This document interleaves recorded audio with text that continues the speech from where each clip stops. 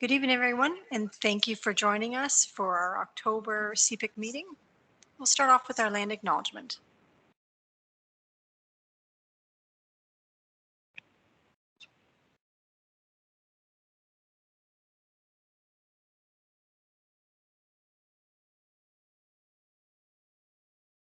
That's right.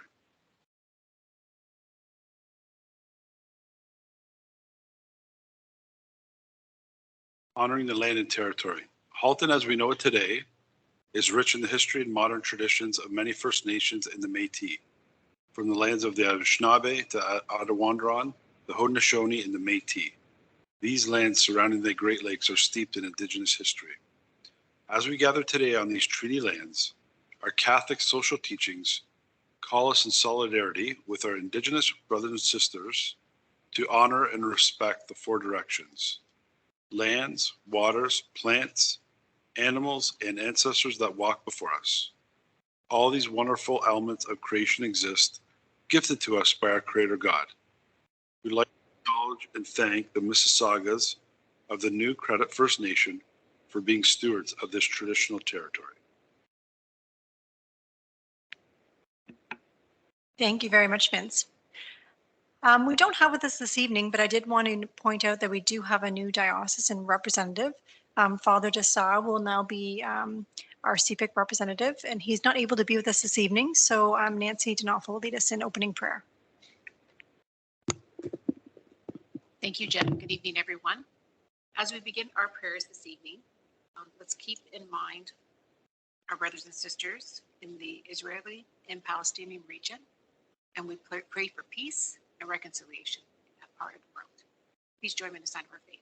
In the name of the Father, the Son, the Holy Spirit. O God, we are one with you. You have made us one with you. You have taught us that if we are open to one another, you dwell in us.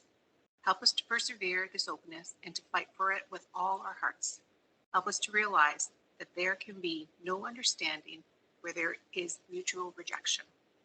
O God, in accepting one another wholeheartedly, fully, completely, we accept you, and we thank you, and we adore you, and we love you with our whole being. Fill us with love, and let us be bound together with love as we go our diverse ways, united in this one spirit, which makes you present in the world, and which makes you witness to the ultimate reality that is love. Love has overcome. Love is victorious. Saint Marguerite de Ville, pray for us. Father, Son, and Holy Spirit. Amen. Thank you very much, Nancy. Okay, before we get started this evening, we're going to make a small change to the agenda.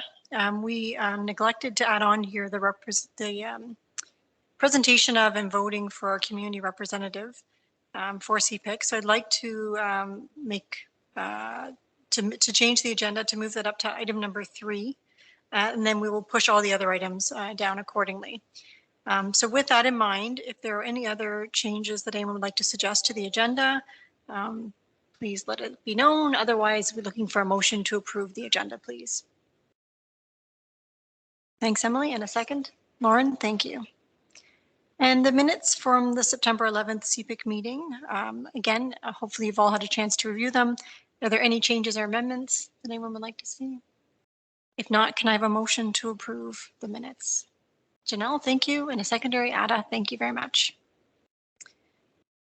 Okay, so community representative, we did expect to have 2 candidates with us this evening. We only have one who has arrived, so we are going to proceed with the one who's here. And we are going to have her just give a quick overview of who she is and why she's interested in joining CPIC. And then we will have her step out of the room and we will take a vote. Our bylaws do say that we can choose to have a community representative or not. So we will begin with our first candidate, Janelle Thomas Smith. Is that correct, Janelle? Thank you very much. If you could step up to the microphone and just tell us a bit about yourself and why you're interested in the role, that'd be great. Good evening, everyone. My name is Janelle Thomas Smith. Ladies and gentlemen, esteemed members of the HCDSB CPIC committee, fellow community partners, and dedicated attendees, Today, I stand before you not just as an individual, but someone who has founded Halton Black Voices. Our mission has been to amplify Black voices and to ensure they resonate in every corner of our community. I am acutely aware that the essence of CPIC is to serve and support parents. By integrating my perspectives and connections with Halton Black Voices into this role, my aim is to significantly elevate parent engagement, especially among the Black community. It's a fact that more inclusive engagement leads to richer experiences, diverse ideas, and stronger community ties. I have seen and understand the valuable speaker series that the CPIC has run over the course of the school year. While it is a challenge to engage parents consistently, I believe that with my insight and connection, we can host events and that resonates with underrepresented communities.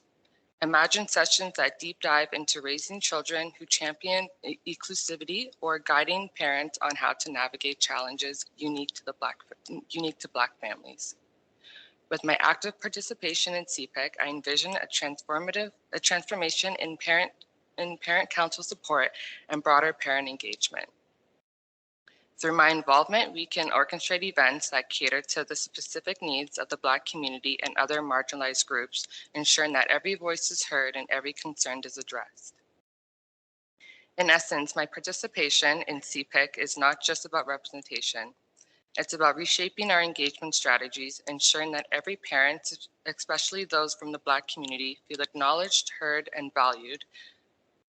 It's about tapping into the vast potential of our diverse communities to offer sessions that are relevant, engaging, and empowering.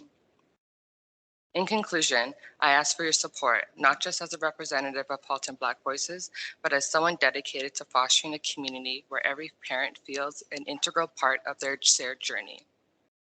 Together, we ensure our efforts in parent engagement. Let's ensure that our efforts in parent engagement leaves no one behind. Thank you. Thank you very much, Janelle. You wouldn't mind stepping out? We will do our vote, Janelle, and then we will come out and talk to you. Andrea, we do need ballots because our bylaws say that we can choose whether or not to have a community representative at all. So I think in the way the ballots were made, because we did expect to have 2 candidates. So what I will ask is perhaps if you are voting to have Janelle as a member of CPIC as our community representative, maybe check off her name. If you are not, then maybe put an X beside her name.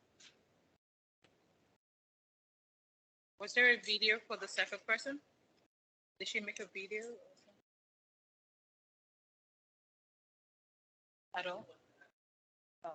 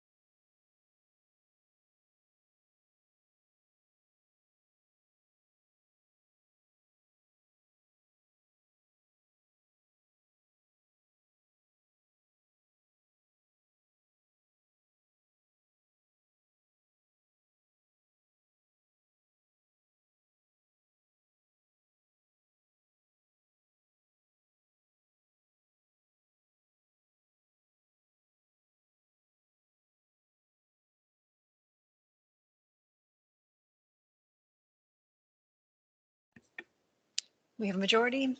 Thank you very much, Andrea. Somebody in mind, thank you very much, Marvin, letting Janelle know, and then she can join us for the rest of the meeting.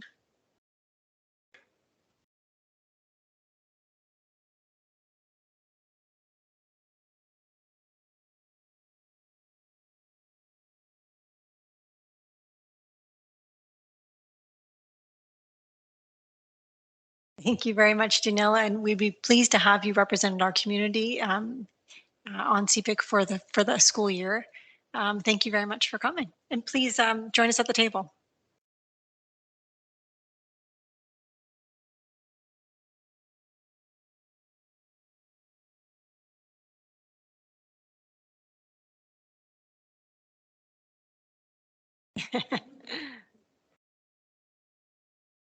Welcome. Okay, before we get into the agenda this evening, I just wanted to remind those who perhaps may be online that this is a closed meeting in the sense that only CPIC members are able to ask questions. Any questions posed by somebody who is not part of CPIC can be answered at the discretion of the chair of CPIC, or co-chairs, I should say. Our first item up then, it will be the board update. Nancy. Thank you, Jen. And welcome to CPIC, and thank you for your presentation. We look forward to working together with you and know that your voice is going to be valued at the CPIC table, so thank you. For the board report, under the area of achieving, as many of you know, the board EQAO results were released last Thursday and will be presented tomorrow night at the board meeting. Halton continues to perform above the provincial average in all areas, from grade 3, grade 6, grade 9 numeracy, and the OSS LT assessment.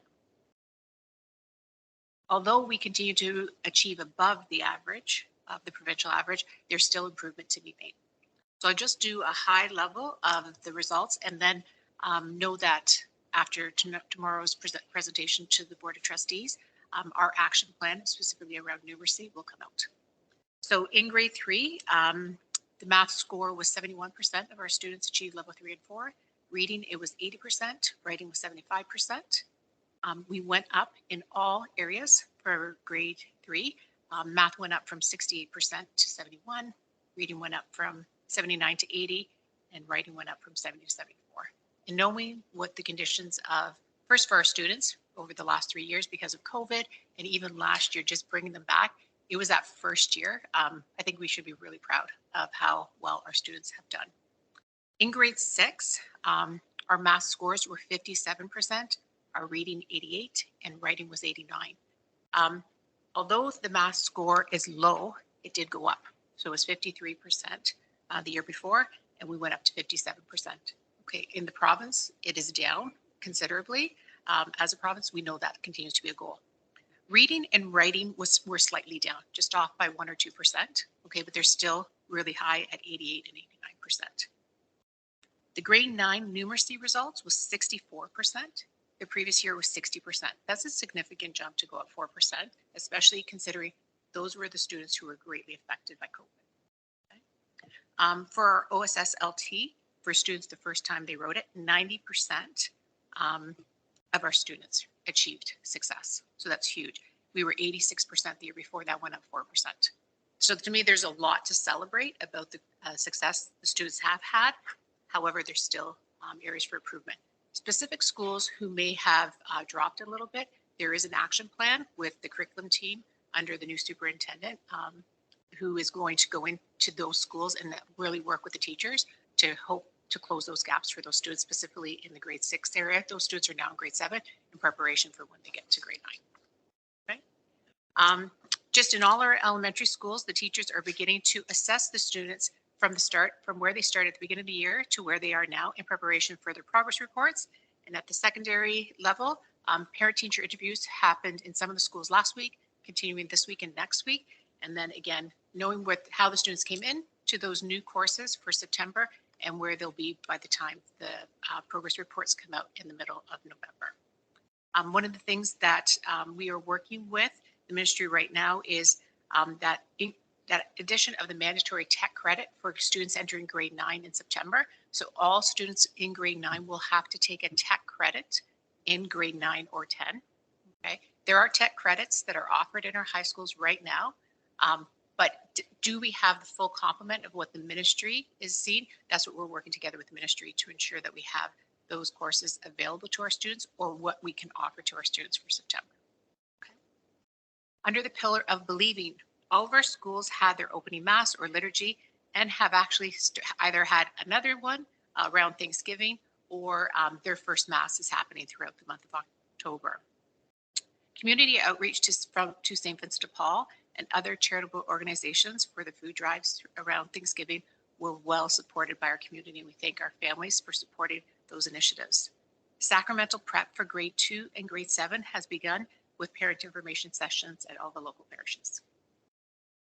Under the pillar belonging, the mental health and well-being of our students continues to be a focus in all our schools, and schools are reviewing their mental health action plan, aligning it to their school climate survey data, and ensuring supports are in place for all students to be successful and reach their full potential. All our secondary schools have met with their family of schools in preparation for the planning for our grade 8 students who will be transitioning to high school next year, with visits to the high school, with the high schools visiting all the elementary schools, and all our elementary students having an opportunity in grade 7 and 8 to visit the high schools this fall. Grade 8 parent orientation sessions have happened in our high schools or are happening this week. And we have our AP information nights and our IB information nights beginning like this week and next week in all our schools. Just so everyone's aware, registration for the 24-25 academic year will open November 6th for kindergarten to grade 8. The registration will be electronic, but if parents are unable to complete an electronic registration, they just need to communicate to the school and they will assist them with that. On a more positive note, we also have our cross-country events happening this week at Kelso, and we had Cherish the representative when we were reviewing that location in the spring. And it was the location that really met our needs. So we're really happy to have that event continue at Kelso. And tomorrow is Burlington, Wednesday is Oakville, and Thursday is Milton. Okay. All of our extracurricular activities, sports and events, clubs are all up and running. And if you are following us, be it through Instagram, on X, or whatever social media parents are following, you can see the robust number of activities that are happening in our schools. And if you go into any of our schools, they're busy places. There's a lot happening, and there's a lot to be proud of what's happening in the schools. And thank you to the parents for supporting this. I just want to let CPIC know the memo went out to schools last week around the pro-grant. Okay, we are going to address the pro-grant when we have council chairs next week. So we've changed it a little bit this year. Each of the schools can apply for up to $1,000 with the pro-grant. Their submission has to be submitted to my office for late November. And in the event that we don't exhaust the money, then if other schools do another event, we will be able to financially support each of the schools with their initiative. That's what we did last year, and we did end up spending the money. But if a school's done a proposal but then couldn't follow through with it, maybe they weren't able to get their guest speaker or they didn't get the support of their community with the event, we made sure the money was still allocated to other schools who had a greater need. Okay, so that will be a good discussion to have at council chairs next week. Any questions? I've got one just because another parent asked me this and I didn't actually know the answer. Do CIAC and CPIC get pro-grant money as well?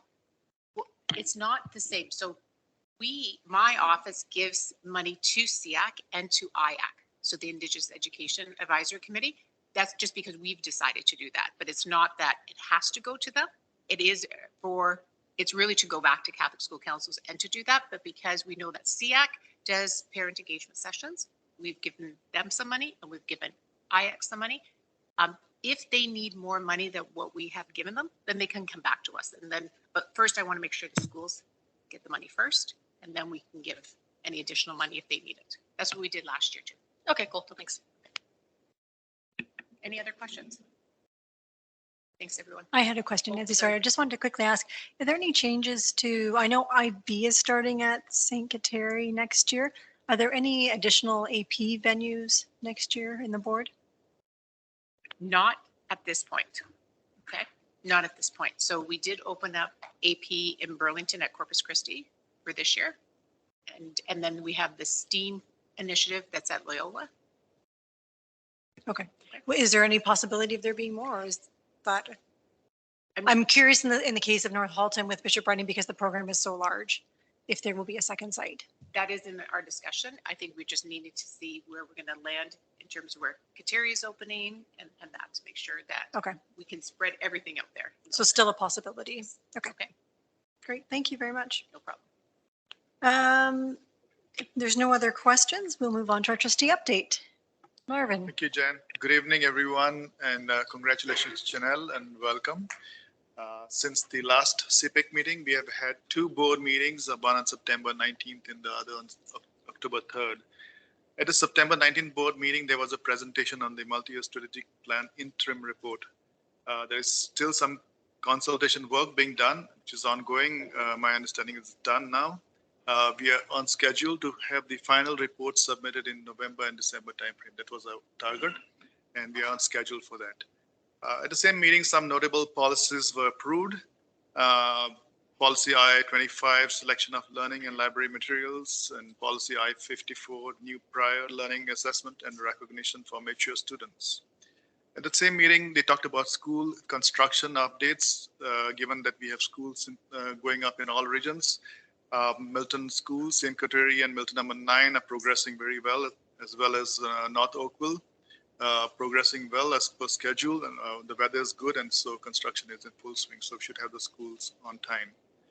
At the October 3rd board meeting, there was a presentation on the pilot regional sports program, and it's being held at St. Francis Xavier in Milton.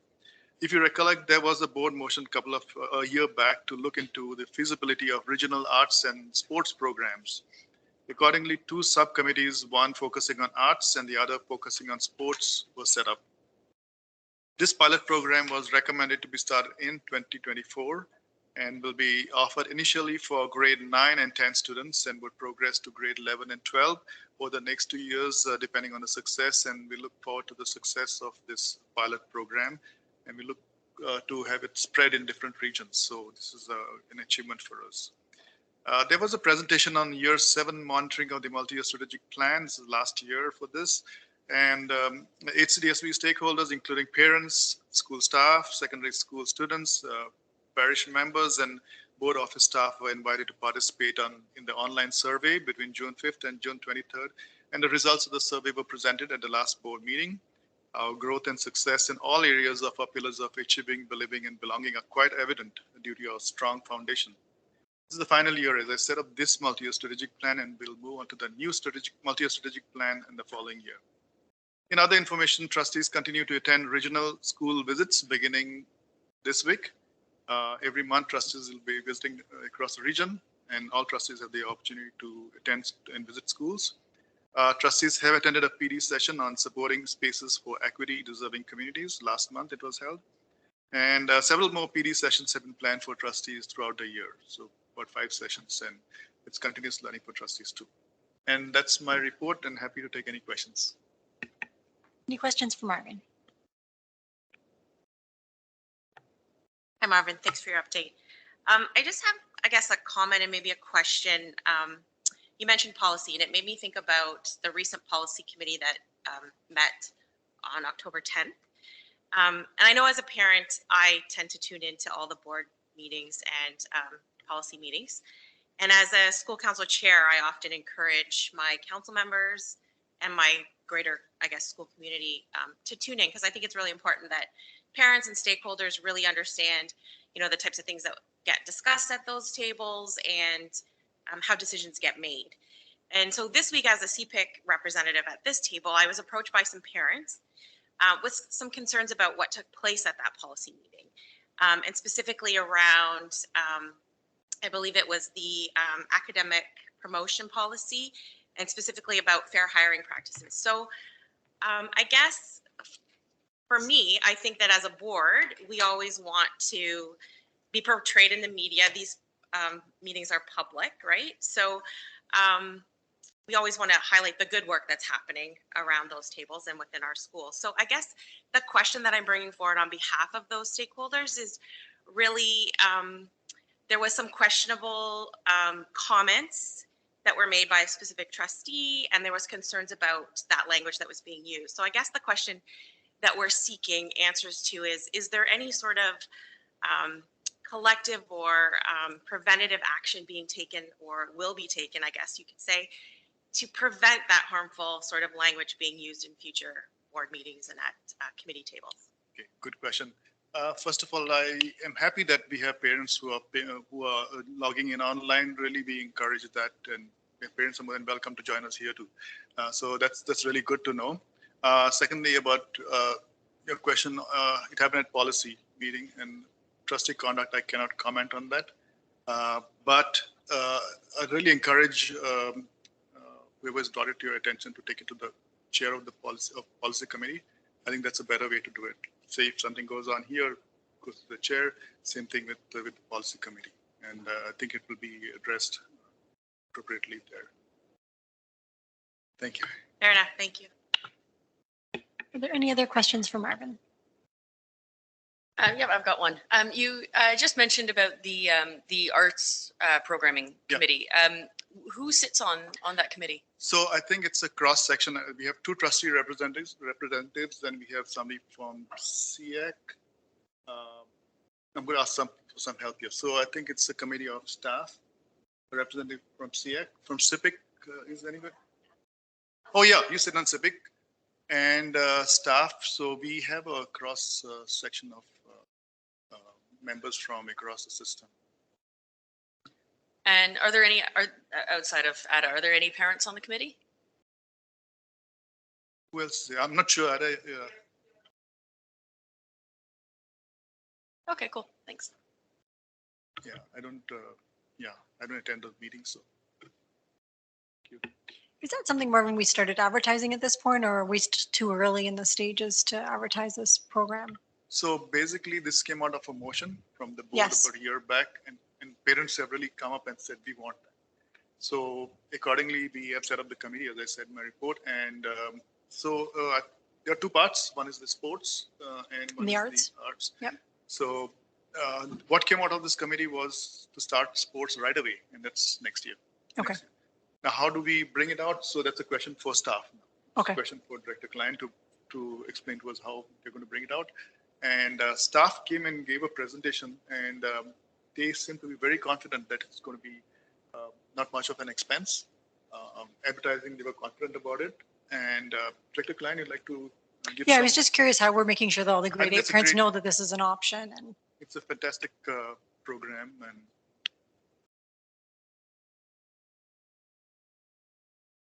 So the sports one, as Trustee Duarte has said, is something that's very manageable, that St. Francis Xavier is excited. There was great interest by parents. It'll be for parents across the system. What I can share is that just transportation, parents will have to be responsible for their own transportation. It wouldn't be transportation would be provided with the pilot being at St. Francis Xavier.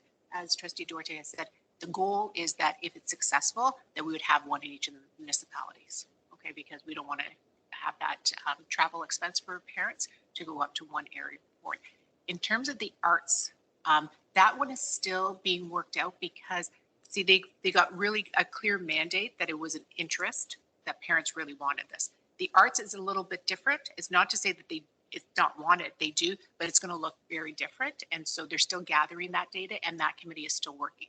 So that will be presented, it will be presented this year to the Board of Trustees once they get that all sort of worked out of what that could look like in our schools, because that's very different than something we've done here in Halton. They know that other districts have it happening. So we want to, if we're going to roll it out, we want to roll it out slowly, but with a solid foundation of how to do it. so Nancy, is that message out there to grade 8 parents? Like, is there an application process, or how does somebody that lives in Oakville or Burlington apply to this? They're working through that. They're working through. They're Okay. working through that. No Yes. problem. I was just curious. If there is. Okay. Are there any other questions?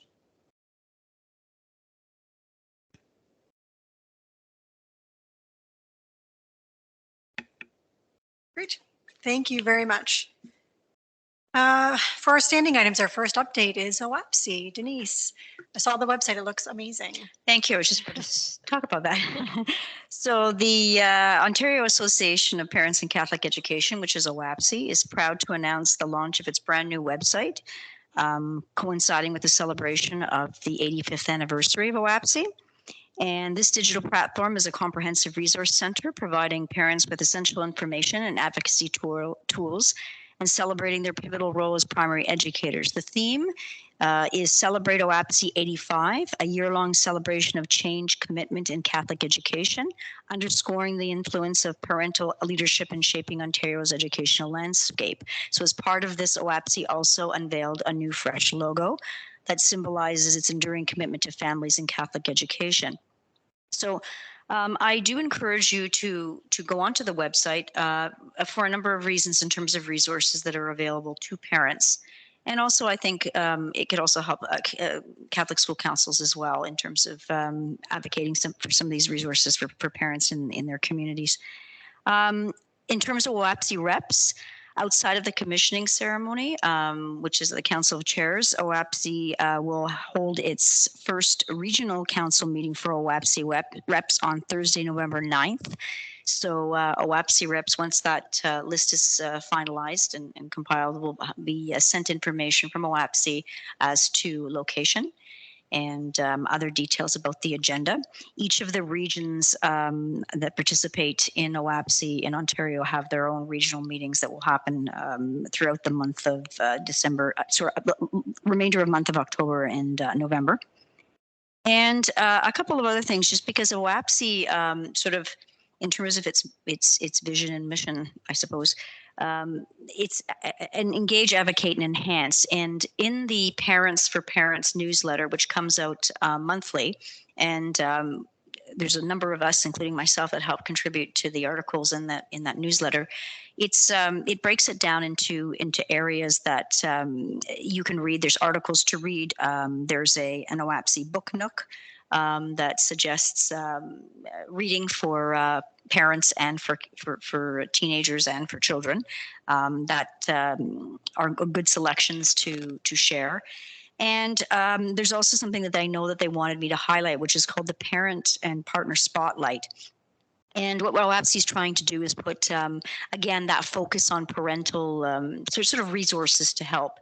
And so this month, I encourage you to look at, it's a financial literacy module, and it focuses on taxes. And I suppose it's geared to more, teens. Rather than younger children. But the idea is the module is to setting up kids for success and understanding resources in the tax system. So if you go onto the OAPSI website and to the Parents for Parents Press, there's the modules, webinars, and all sorts of other things that you can share as a parent with your child.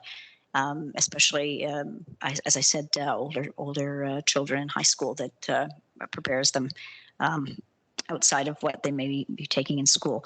So I know that this is a big year, and during my reports, I will be updating you on activities that are open throughout the region in terms of Ontario for parents to attend to outside of the conference, which I know we'll be talking about this weekend because I have a board of directors meeting on Saturday.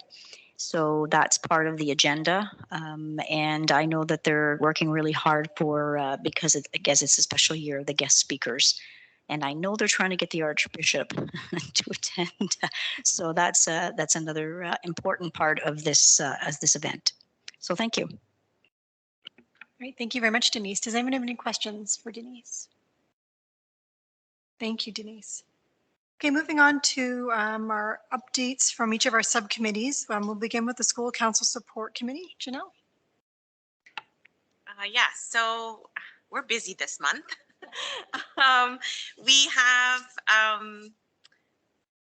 We opted to do our Train the Trainer session for chairs and co-chairs a little bit later, just because we wanted to make sure we had all the names of the successful chairs and co-chairs, and some of those meetings were a little later than we expected this year.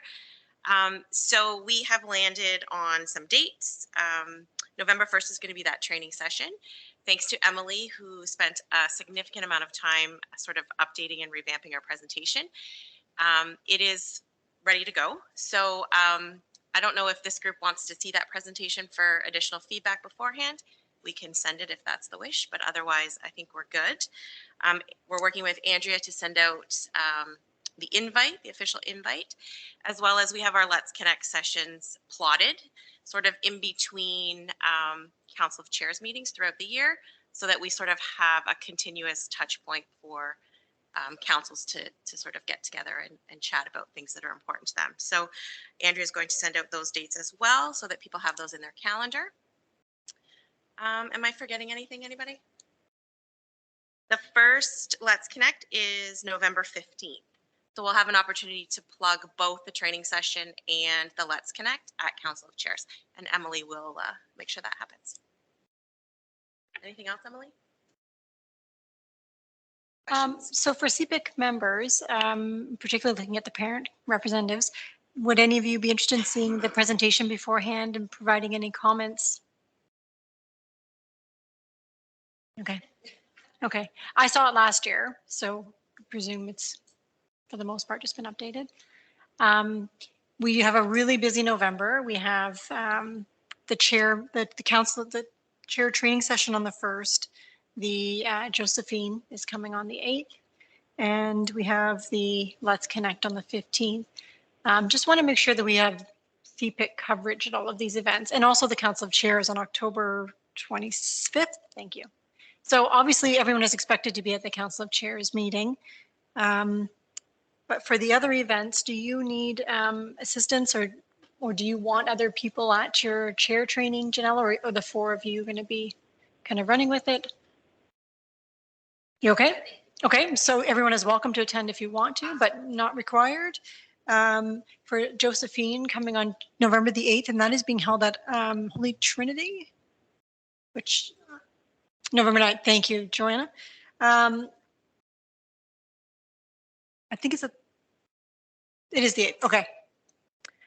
We do need to make sure we have good CPIC representation at that event. So is there anybody that cannot be present on the 8th? Lauren cannot.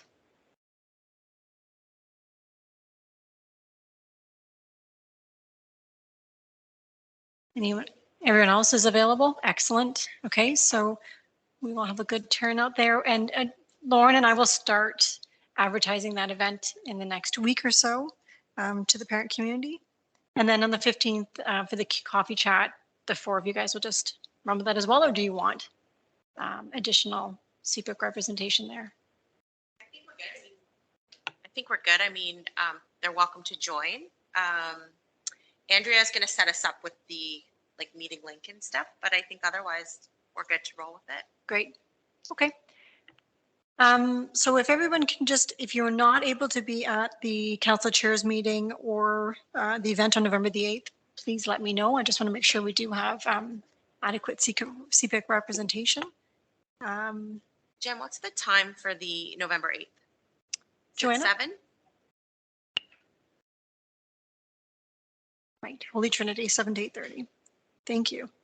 Joanna, are you going to be giving the update? Perfect, for the Parent and Community Engagement Committee. Joanna. Thank you. So as we said, we have our first presentation is prayer and need for prayer and spiritual insights on the Lord's Prayer. This is by Dr. Josephine Lombardi on November 8th at Holy Trinity.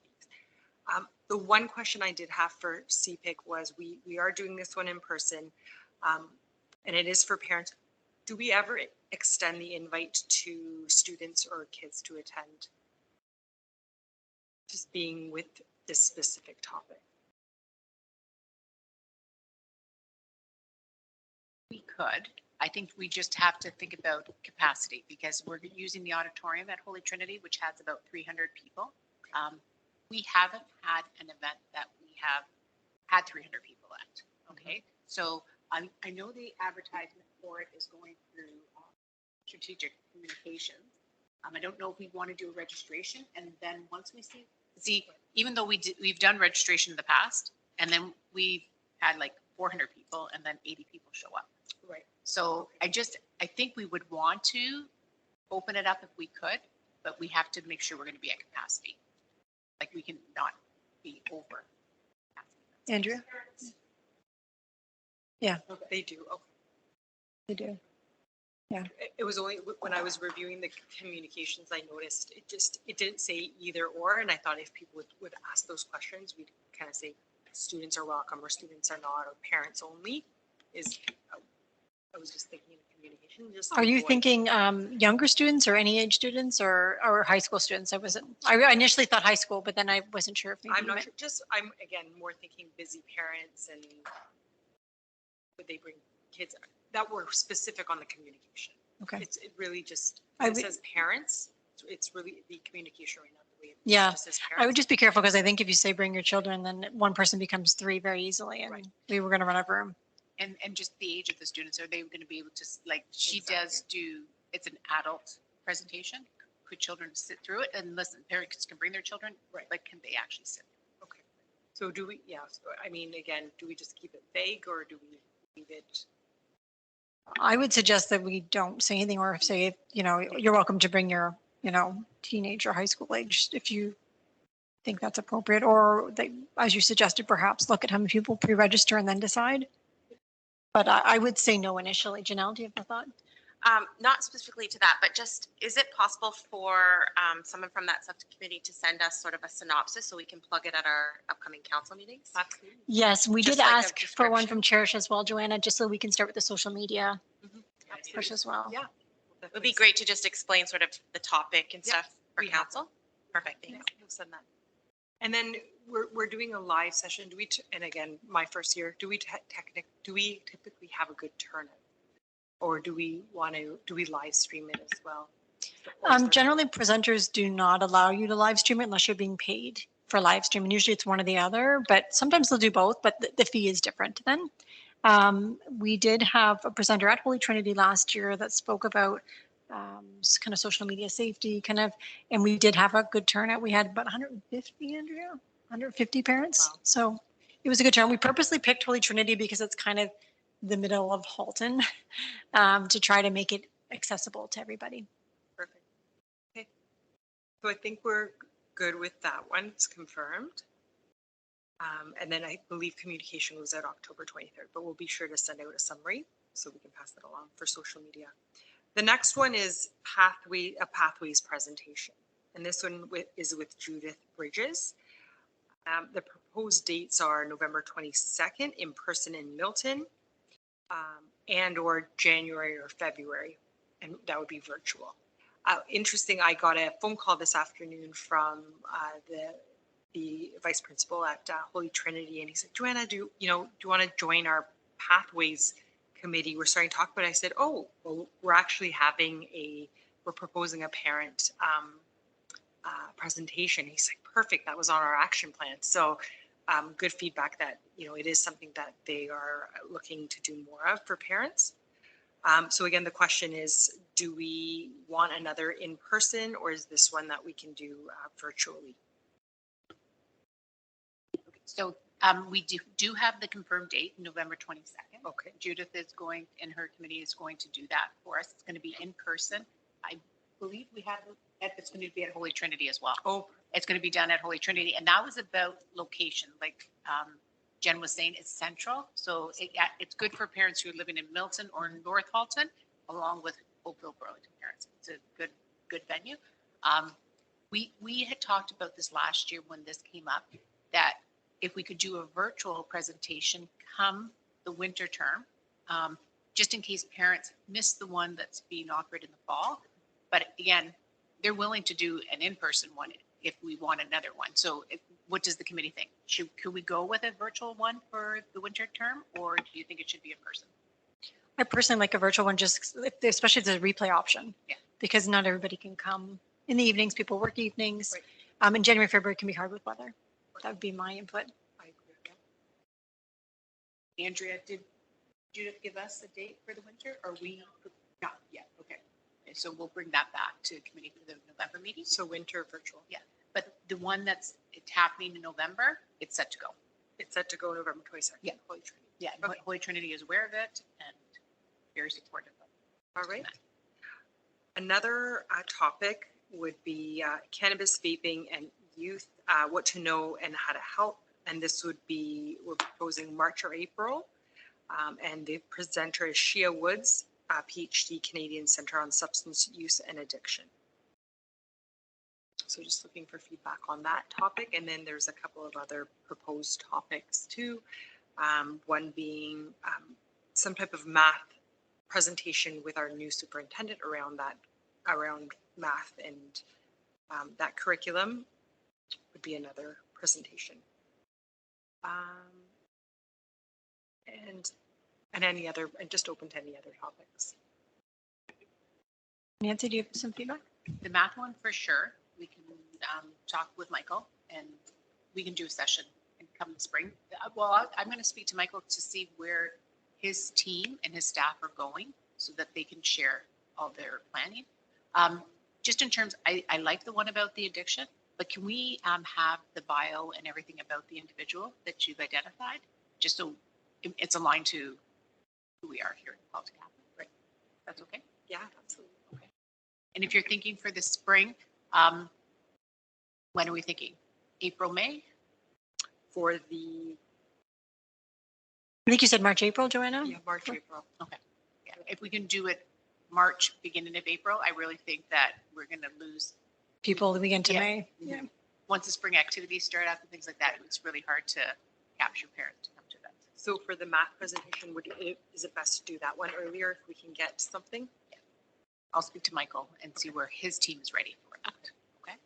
Would that be, do you foresee that one being virtual? I think so. Okay. I think we'll capture more people who do it. I think so too. I do like the vaping or any kind of addiction one because I do think it is a big problem in our high schools. And I think parents have absolutely no idea how to even approach the topic with their children. And we do a lot of engagement that's more related to our elementary age kids. So I think that would be great if we can get an appropriate speaker.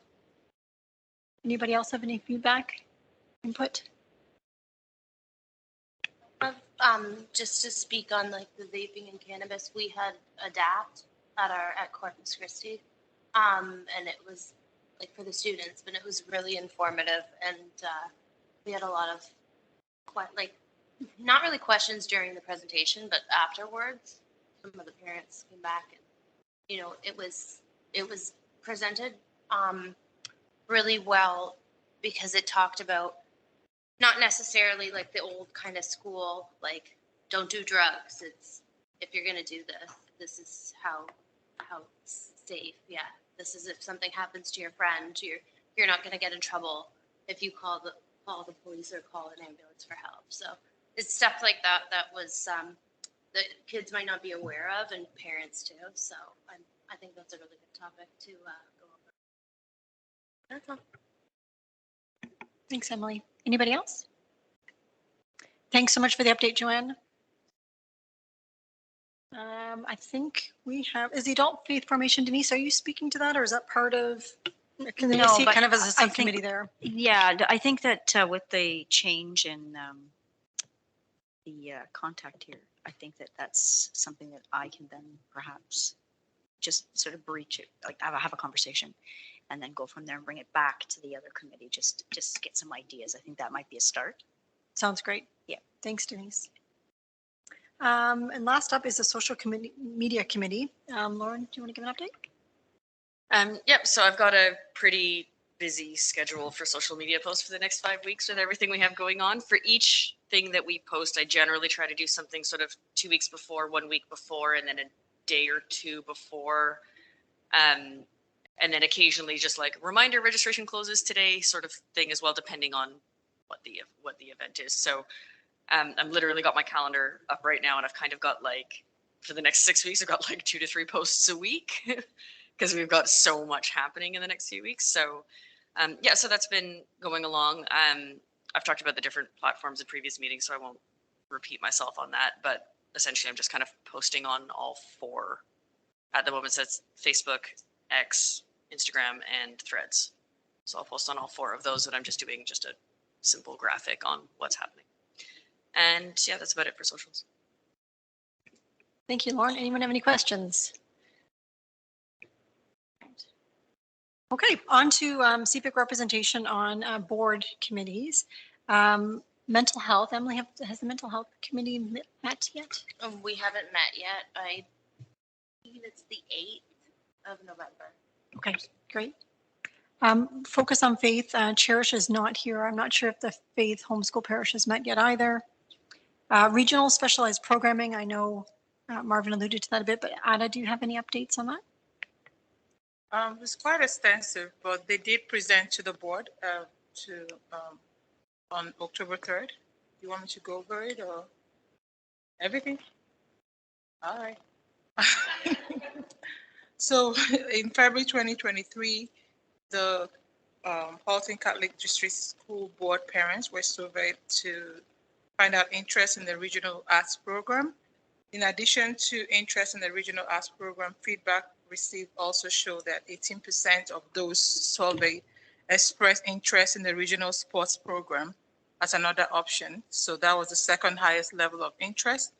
45% was willing to travel to another location for the programming. And the creation of a regional specialized program committee was done in spring 2023, which will answer her question. It consists of board staff, teachers, school administrators, trustees, OECTA representatives, members of CPIC and CIAC, with additional members to be added. Work was being done in parallel by two subcommittees, one focusing on art programming and the other one on sports programming. The regional sports program subcommittee recommends a pilot regional sports program to be implemented at St. Francis of Xavier in September 2024. The pilot program will be offered initially for grade 9 and 10 students and will progress to grade 11 and 12 over the next 2 years, depending on the success of the pilot. Benefits of the regional sports program. Students will participate in a specialized health and physical education program that challenges students to develop both academically and physically beyond regular programming. Experience opportunities to improve overall health and physical fitness and develop strategies to live healthy, active lifestyles. Be provided additional opportunities to develop a better understanding of a variety of topics, including mental health and wellness, social and emotional competencies, and financial literacy and numeracy. Regional sports program pathways for full-time attending students, 2 physical education credits in grade 9 and 10, minimum of 1 physical education credit in grade 11 and 12. Students will be provided advanced instructions in multi-sport environments, along with specific programming to develop physical fitness, athletic performance, and a healthy lifestyle. Courses taken in grade 9 and 10 will prepare students to enroll in a sports specialist high skill major, which is, I think there's an abbreviation for it. SHISM, yeah, for grade 11 and 12. Then we have a regional sports program pathways, one of them for provincial athletes. Students will have a modified timetable to allow them for training and competition demands for their respective sports. Students may attend a varied number of in-person classes along with e-learning and prior learning assessment and recognition opportunities, allowing them to earn credits while training at a provincial level. Prospective students must submit an application to the program. Process to include an application form, learning skills from grade 7 and 8, letters of recommendation from their teacher and the coach. Applications will be reviewed by a committee of diverse stakeholders to ensure a fair, equitable, and barrier-free process for all students. Grade 7 and 8 students success interns to inform elementary students and use their pathway planner to gauge interest and assist in transitioning students. Regional sports program financial plan. There's a very minimal cost, financial cost to begin the program. Startup costs will come from existing budget for this year. Advertising, marketing, promotion, staff training, example, Coaches Association of Ontario, NCCP, multi-sports courses. Timeline, October 2023, which is now our phase 1. We're building awareness of the pilot program launch in September 2024, doing advertising, curriculum night, grade 8 parent information night. October and November, we're gonna do school visits, regional sports program information night. Late November, applications will be accepted, December application review, and in January, successful applicants will be notified. Then timeline, phase 2, February to June 2024, teacher training, transition planning for students, and then fall winter 2024, review current plans, successes and challenges, and consider opportunities for further growth. Example, expansion of program to other municipalities, sports-specific programming, addition of elementary programming connected to St. Francis of Xavier. And finally, future considerations and growth, sports-specific programming, addition of elementary programming connected to St. Francis Xavier CESS, and explore the benefits of providing this program at school locations in other municipalities. Thank you. Any questions? Yeah, I've got two questions. That was an awesome update. Thanks. Is there anything coming on the art side of things, or is it only on the sports side right now? Yeah, so we're broken up into two. So my part is the sports. So she might have an answer for the art. Thanks for the question, Lauren. The sports one, the arts one is working through this, but they're not as further ahead as they're just because it looks very different than what the sports. Yeah. Okay. And then my second one, can you let me know the dates that any of those info sessions are happening? Because that's something else I can put on socials. That's something that I can just help to try to give some more visibility to it. So if that's coming, I'm assuming some of the graphics and whatever will already be done for that. I don't have to do anything separate for it, but I'm happy to just post it. Okay, I'll do so. Thank you. Strategic communications will have the whole setup. Thank you very much, Ada. The board's strategic plan, Adosa or Joanna, have you guys met for that committee yet? No? Okay. School uniform review, Janelle, Emily, Lauren, okay. Nancy, do we have any idea when that's coming? It's supposed to be coming, but I don't think that it started yet. They have to do that, but it hasn't started yet. Are there any other board subcommittees I've missed that anyone has attended to give an update on? No? Okay, great. All right, we'll move on to our discussion items. The first item up tonight is correspondence, and we added this tonight because we don't generally get a whole lot of correspondence at CPIC, but we did get an email that we wanted to share with the group because it was copied to CPIC as a whole. And it had to do with a board meeting that occurred, I believe, on October the 10th. Yeah. Oh, 3rd then? Okay. So the email was with respect to question period. And just to give some background, question period per the board's bylaws, there's a maximum 2-minute time frame that's allocated to any kind of questions. And Marvin, you can jump in and correct me or if I'm incorrect with this. And also within the bylaws, the chair does have latitude to determine whether or not the questions are appropriate to the meeting. So for example, if the questions being asked were operational in nature, it's not really the board's purview, that they can be, not answered at that meeting. A particular parent had submitted a list of questions. I believe there were about 10 questions. And when that part of the meeting came up, and because there were so many questions, the chair had decided to let the director choose one to answer in the interests of time. The letter is concerning the fact that they were concerned about the precedent being set that some of the questions were being dismissed, and that the tone in the remarks that this person found were a bit troublesome.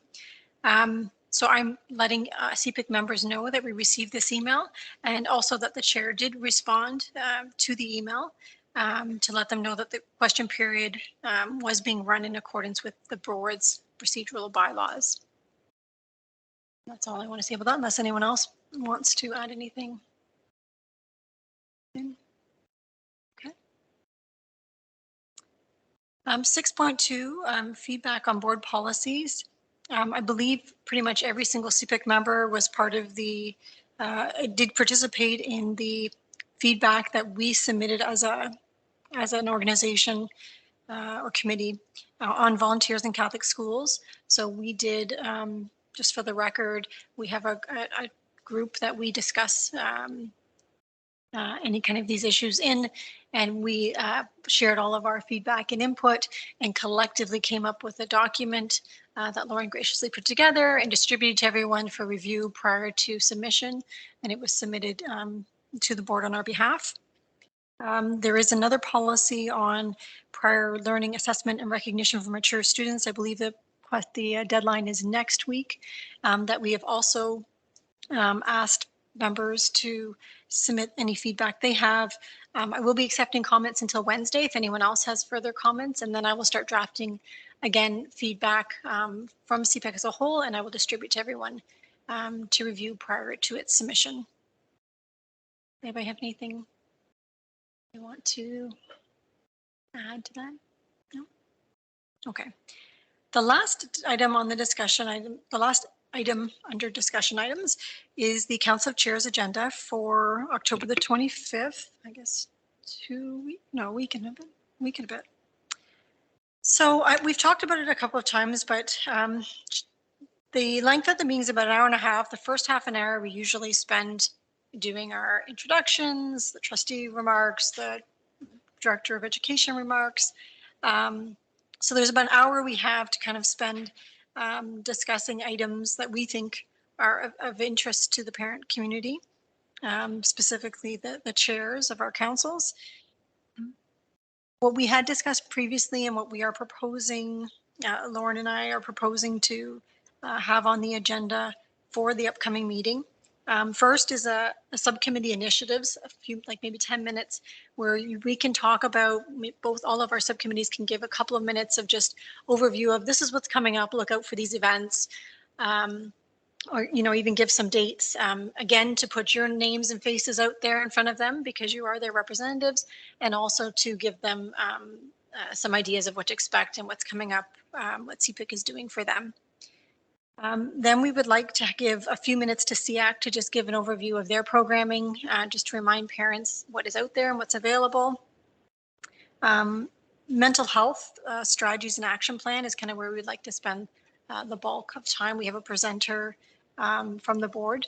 It's from the board, Nancy, is that correct? That will be coming to speak on the action plan for the coming year.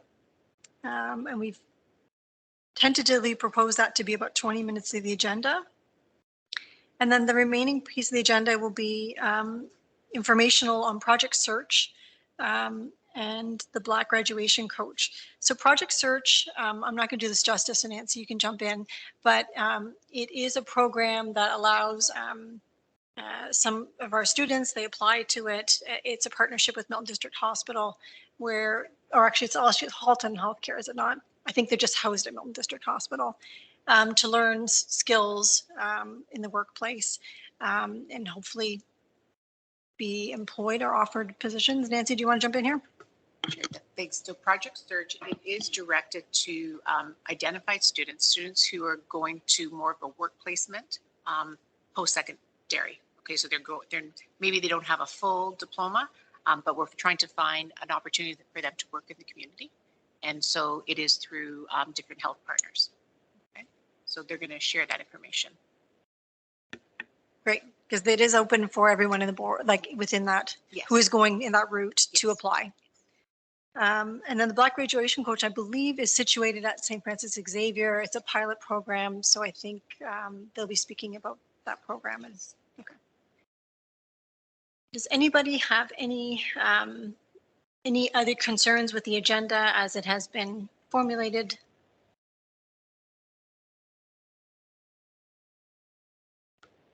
There were many people, many different departments that wanted a space on the agenda just to share, because either that people have or parents have gone to them. So it is a tight agenda, but having been part of CPIC for many years, if we don't stick to that, like 6:30 to 8:30, it's not well received. Okay, everyone, our parents, we need to get home to our families at the end of the night. So we keep it short and tight, and we let the number of people who have said they're going to speak on the agenda be on the agenda, but it's a tight agenda.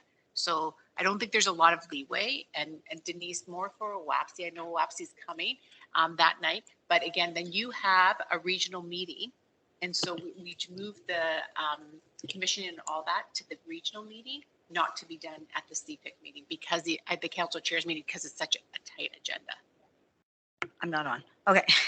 So yeah, so just I was going to jump in. So I know there was talk about doing it during the networking, and that sort of can overlap in terms of council chairs of the council that often serve. So that's fine. I'm talking with OAPSI about having that on the 9th in terms of commissioning. I was also going to jump in and say that the executive directors are going to send a video, which will be shortened. So that will also help you because we're going to film it at the board of directors meeting, and then I'm going to have that played as part of what will happen. So that maybe cut down a little bit on time there too. That's great. Thank you. Um, Can we go back then Yes, to the go ahead. beginning, just at the beginning when we do the networking? Yes, that's what I was just going to mention on. So in the past, historically, 6:30 to 7 was a time where people showed up and they just informally networked. We are going to communicate that 6:30 to 7, the meeting starts at 6:30, and 6:30 to 7 will be networking time with specific topics. So for example, we'll talk about program within our families of schools. So we will be very clear in the communication going out to council chairs that it's not the meeting starts at 7, it starts at 6:30 and the first half an hour is networking. Is that what you want to say, Nancy? Okay. Thank you, Jen. And also we're going to update the agenda. It says on there right now, sorry, I don't have it handy. I think it has Janelle's name as doing the update. I do want to do an update for school council support committee as well. So I do need to have a representative from that, or sorry, not parent community engagement committee. So Joanna, someone from your committee, I need a name at some point of somebody that can speak very briefly about the events that you guys have planned this year. You don't have to give exact dates, just, and maybe if it's not 100% going to be happening, maybe we won't talk about it, but if there are things that are happening, and even if there's not specific dates, just to give some awareness to what's happening during the course of the year, Nancy. Joanna, what you need, I think it's important that you share out, it'll already start to be advertised about Dr. Josephine Lombardi, the Pathways presentation. So if we can at least share that at council chairs, then they can bring it back to their school community. Okay. Yeah. Perfect. Yeah. Perfect. Thanks. Okay. I'll email you guys just to confirm which ones we can put you on the agenda. Thank you. And then Lauren, do you want to also jump in and do a quick, like, social media, like, again, pushing the feedback, the feeding us of the information to push out, as well as having people add CPIC on? Yeah, I wasn't going to say much at all about social media. Council of Chairs is basically was just going to be 30 seconds of like, FYI, we have these accounts. Pull out your phones right now and follow us on your preferred platform. And also, when you go back to your committees, please ensure that they're also following us. So I had a bit of a missed one at the last Council of Chairs where I didn't actually say to people, like, pull out your phones and follow us right now. So I definitely want to do that, but that's literally the 30 seconds I'm planning on giving on social media. Okay, so we'll have 3 names, Andrea, from each of the subcommittees to just, 2 minutes, 30 seconds for Lauren, 2 or 3 minutes for everyone else. Great. Any other feedback on the agenda as it's proposed for the Council of Chairs meeting? Okay, if not, we will nail down kind of those timeframes and maybe make some of those tweaks and get that circulated. It will be out by Wednesday. Great. All right. Any other business? Any other future agenda items, either for CPIC or Council of Chair meetings in the future? Okay, feeling that, we will move on to our closing prayer. Superintendent Nothal. Thank you, Jen. If you could please join me in the Hail Mary. In the name of the Father, the Son, the Holy Spirit. Amen. Hail Mary, full of grace, the Lord is with thee. Blessed art thou amongst women, and blessed is the fruit of thy womb, Jesus. Holy Mary, Mother of God, pray for us sinners, now at the hour of our death. Amen. Thank you, everybody. Have a safe drive home. Thank you, everyone.